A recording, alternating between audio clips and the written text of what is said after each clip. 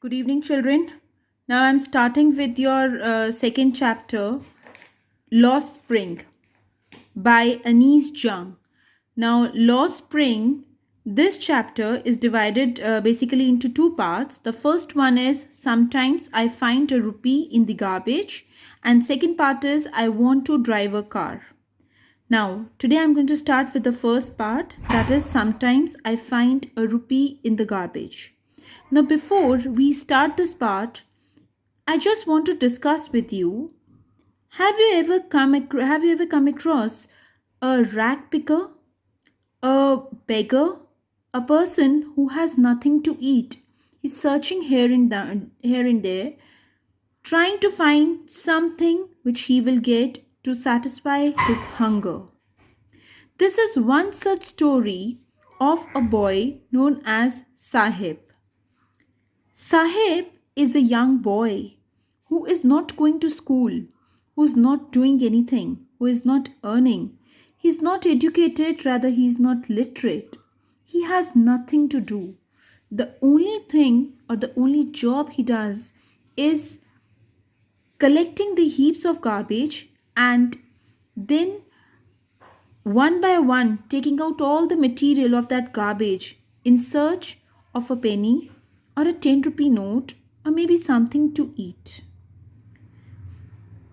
When the authoress Anise Jung comes across this boy and she questions him about his job or what he is doing, Anise simply tells that there is no school in his neighborhood.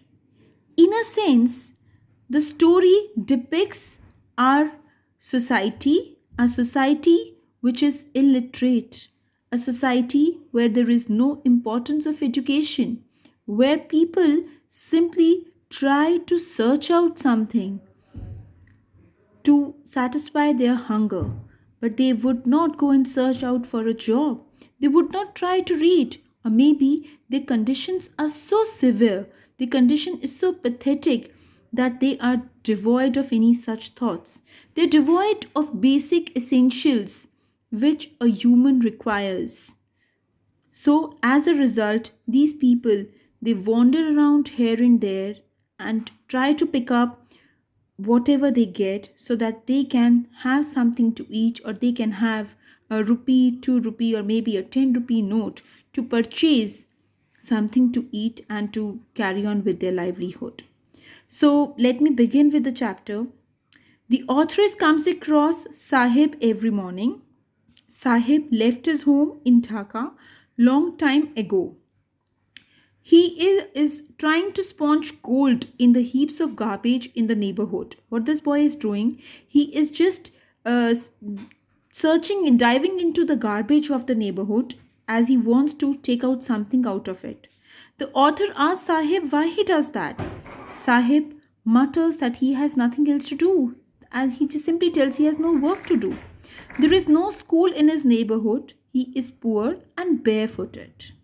There are 10,000 other shoeless rag pickers like Sahib.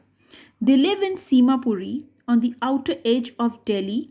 Now, we all know Simapuri is an area which is actually full of these, to an extent, people who are downtrodden, rag pickers. They have that slum area kind of there where these people live, right? And there are many in number. They are living in a temporary kind of house with roofs of tin and trampoline, but devoid of sewage, drainage. There is no hygiene is not maintained there, and they keep on wandering from one street to another in that unhygienic and filthy condition. Now, these squatters they came back from Bangladesh back in 1971.